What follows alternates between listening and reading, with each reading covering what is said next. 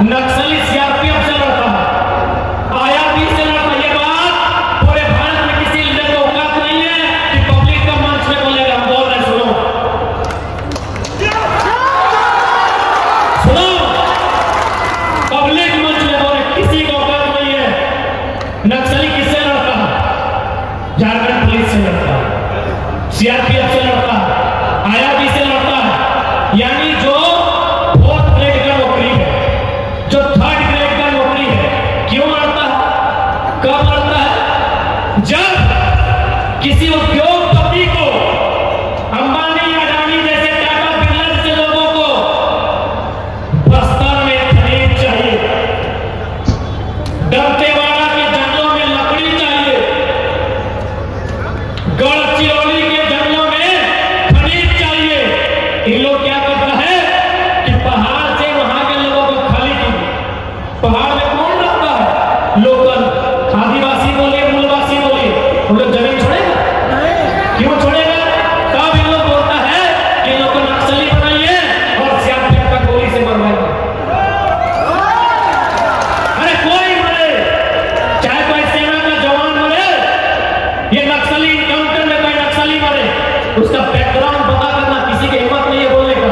वो एक किसान का बेटा होता है या जितना पुलिस रहे हैं, सबका चेहरा और परिवार पता कीजिए, सब मिडिल क्लास फैमिली से। किसी का मां बीमार होगी, किसी का बाप का किडनी खराब होगा, किसी का पत्नी बीमार होगी। राजगढ़ थाना में जितना पुलिस नौकरी करता है उसका घर का पता होगा। मां बीमार होगी, भाई का पढ़ाई छूट गया होगा, बाप को बीमारी होगा, पत्नी को बीमारी होगा, है कि नहीं? सब गरीब घर का बेटा है। लेकिन ये अमीरों की साजिश है कि जंगल में कब्जा करना। क्या गलत बोल रहे हैं? महाराष्ट्र में कब्जा शुरू हुआ कि नहीं? कौन शुरू किया? गरज के बोलते हैं गुजराती, गरज के बोलते हैं गुजराती। आया लड़का लोग पीता रहता है, आया पीता रहता लड़का। ये लोग जब अपना जमीन बचाने जाएगा, नक्सली और इनकाउंटर किससे? मैं एक भाई से एक भाई को मरा।